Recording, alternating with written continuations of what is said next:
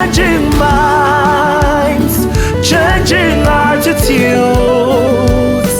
bring ourselves to live a peace and one. Changing minds, changing attitudes, bring ourselves to live a peace and one. Welcome to the Princess Pat Akpabio Show. In this show, we change minds and change attitudes on how you perceive things in life generally. As you know, things are never what they seem to be. On today's episode, we will be discussing sex in religion. Religion really talks about sex, and there is this hypocrisy and this hypocritical attitude towards sexual content in religion.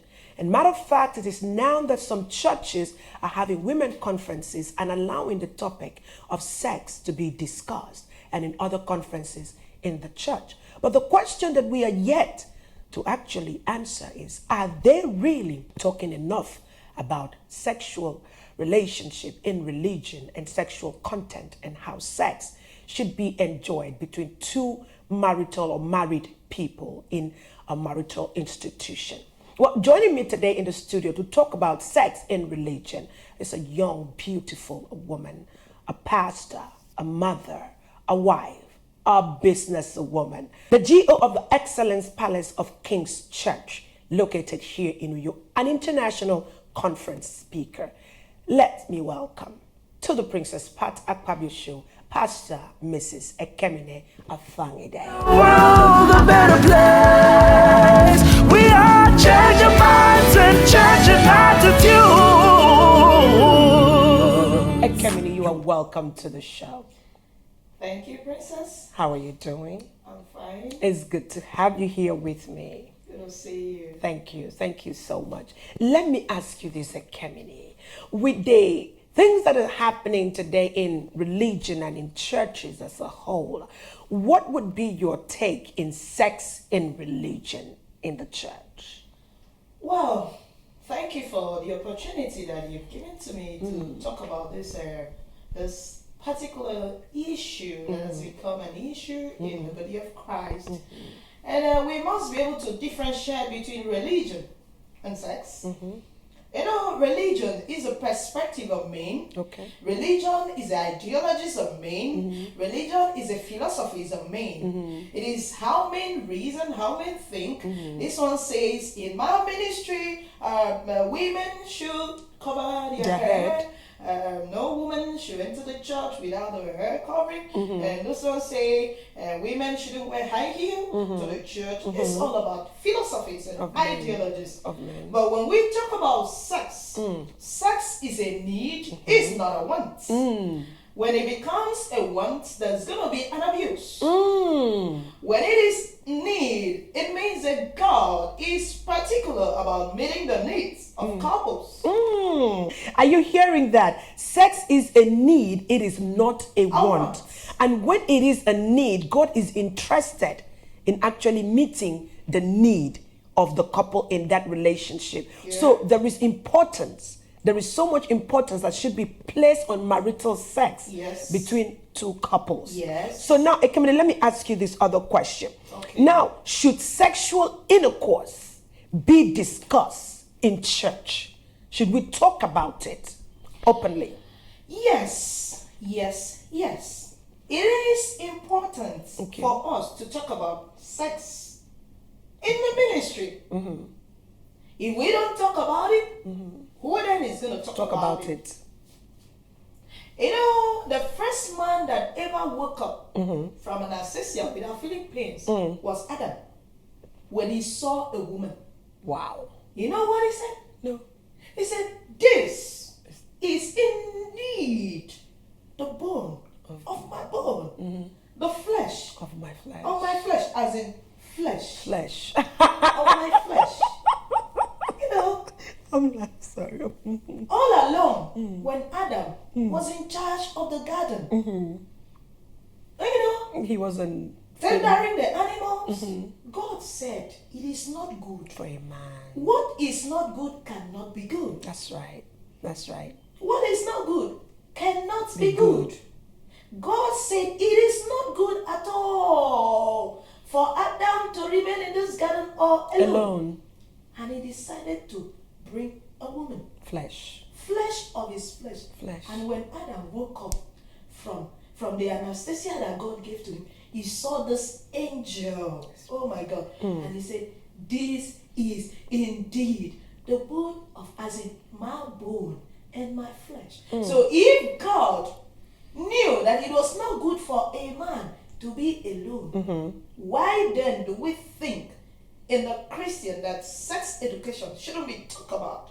It should be talked It is important to talk about. for us to educate sex in marriage, in relationship. I like what you just said, though. That just got me. Bone of my bone, Yes. flesh of my flesh, Yes. which means that sex is a flesh thing.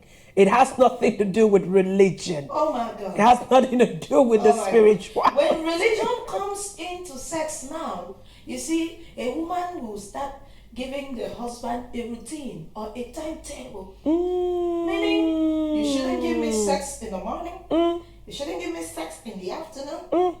Man, this thing, you can have it as far as your couple is concerned, as far as your husband or wife is. Man, grab your husband and have it. When you need it, it is a need, not a want. Oh, wow. Come on. I mean, you're listening to this. I'm actually enjoying this topic. Sex in religion is a need. Pastor Keminia Fide is in the studio talking to us. Sex in religion, and she is emphasizing the fact that sex is a need. It's not a want, and it's not something that should be routinely done, but it should be done every time, anytime, wherever you are comfortable as a married person. As the need arises. As the need arises. Yes. Thank you. As the Because need, somebody will need it. somebody would need it. Yes. So it does, like the woman shouldn't say, oh, I'm not in the mood. Oh, no. If your husband needs sex now, baby girl, get up and give your husband a need. A need. Satisfy his need. His need, because it's not a want. It's not a want. It is a necessity for you to satisfy your husband or your wife. Okay.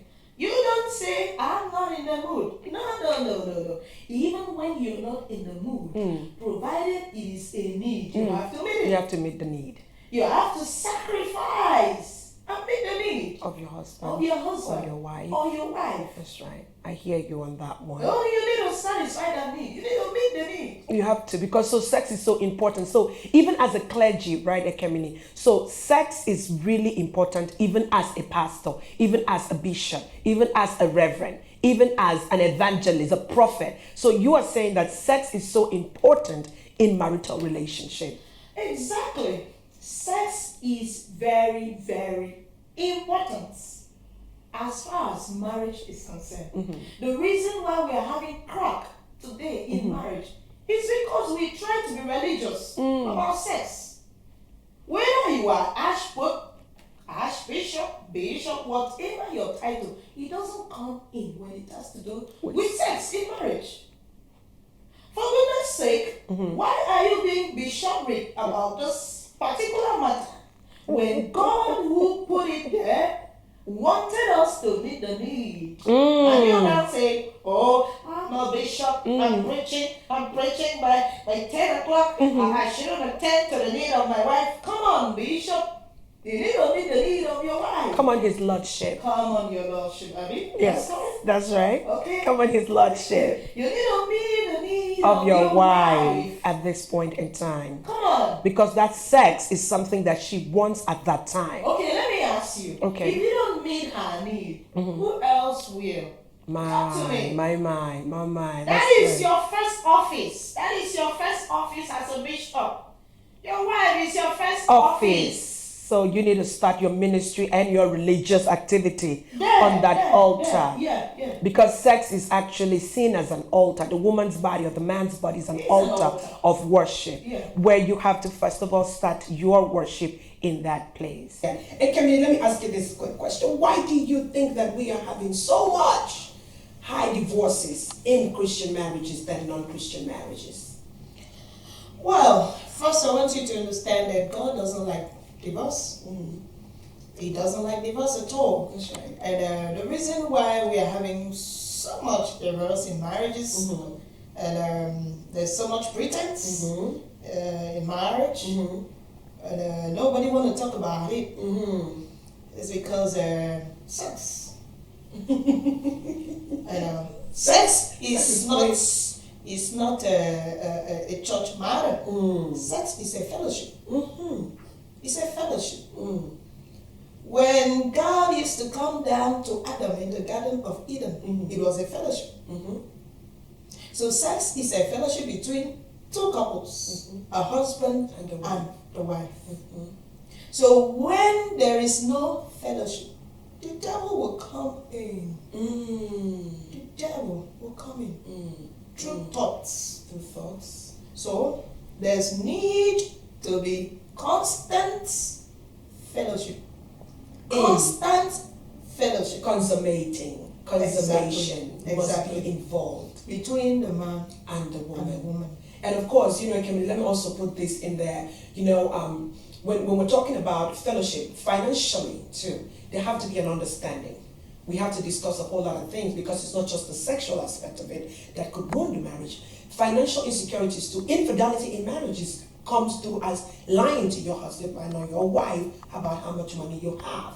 And this could also lead to misunderstanding that could affect your sexual life as well. So again, with that being said, have you heard of the word quick sex syndrome? Yes, I wouldn't say as a pastor that I've heard about so many things. And what is a quick sex syndrome? This quick sex syndrome, to me, is a bad disease. Really? As a matter of fact, it's a virus. Really? Yeah. What is it actually? It's this process whereby a man just jump on a woman and, within a twinkle of an eye, the man is off the bar and leave the woman just like that. I mean...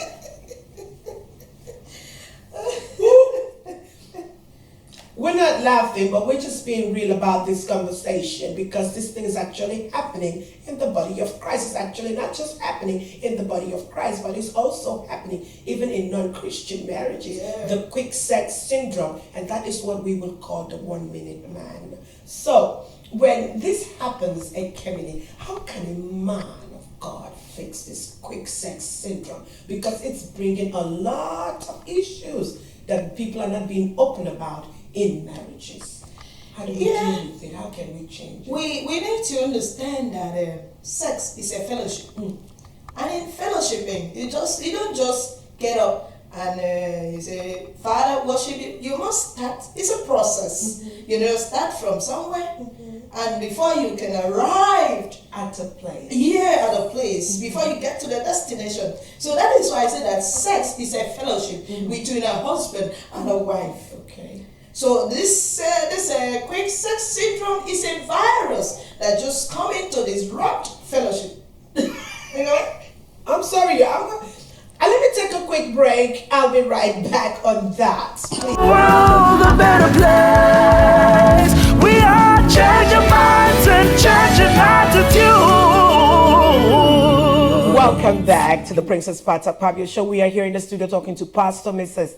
Ekemini Afani, an international conference speaker, a mother, a wife.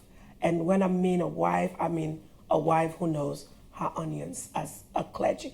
And before we went on break, she was talking to us about the quick sex syndrome and how the quick sex syndrome is a virus that comes in to disrupt the fellowship. Ekemini, how does this quick sex syndrome disrupt fellowship? Before we usually have communion in the church, we need to prepare for communion. That's right. You prepare step by step. So I'll say that quick sex syndrome does not involve preparation.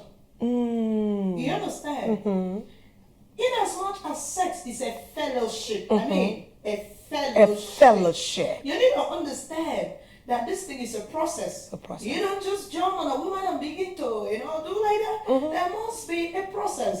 It begins from admiration. Oh my God. You look at this angel, just like Adam did, and say, wow, this is indeed my own, flesh of my flesh. So you need to begin the process. Okay, for instance, if you have a need now, and your husband is not in the house, what do? You pick up your phone. Hello, sugar boy. Please, I'm in need of you. Can you come up? Come on. That's right. You need to be realistic about it because it is a need. It is a need. So now let me ask you this. How do we fix this virus, this quick sex syndrome virus that is coming in to disrupt the fellowship between the man and the woman? Now, this quick sex syndrome, how we can fix it?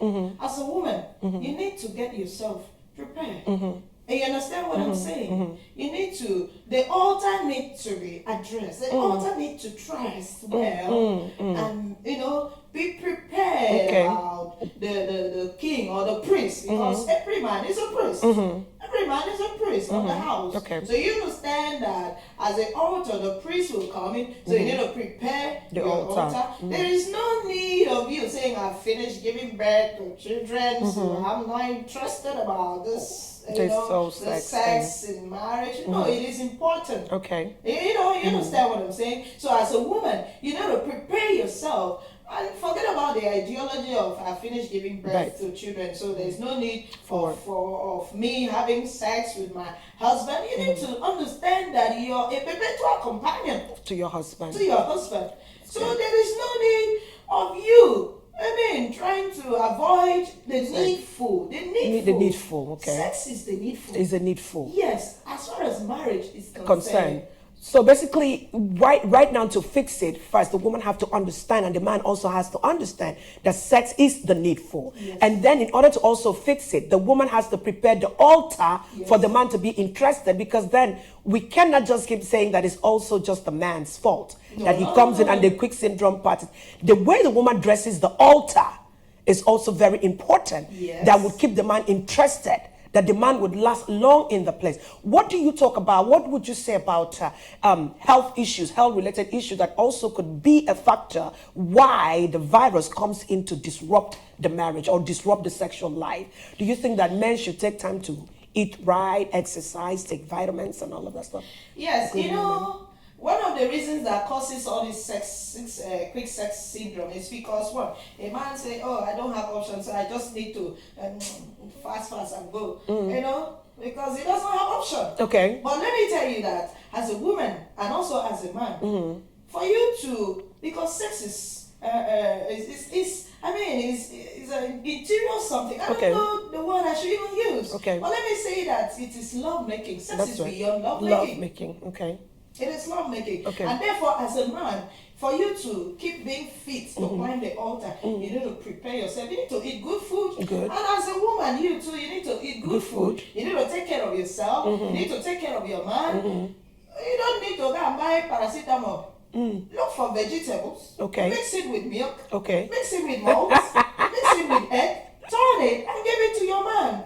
To revive energy in him. And while you also revive energy in yourself as well. So you have to basically do those things. Well, ladies and gentlemen, I hope you're taking notes on this, on how we could actually fix the quick sex syndrome and making sure that you actually last longer. We've had using vegetables, we've had mixing it with malt, we've had using it with putting milk with it, because I'm sure milk will give you protein as well, and all the stuff. Vegetable will give you a lot of vitamins and all the stuff. And also we want to suggest that if you're a man as well, and maybe you're above 50 years, please take multivitamins as well. It will also help in boosting up your sex drive. All right, Pastor Kemini, when we're talking about rape in religion, recently in the news, we've heard so much about rape, women being raped, and they're raped either by a church member or a pastor, and the whole story in the news keeps going on. Why do you think we're having men of God, in quotes, married, raping younger women or even married women? And there's so many that has not even been reporting. Why do you think that we have so much rise in rape? Things are never what they seem to be.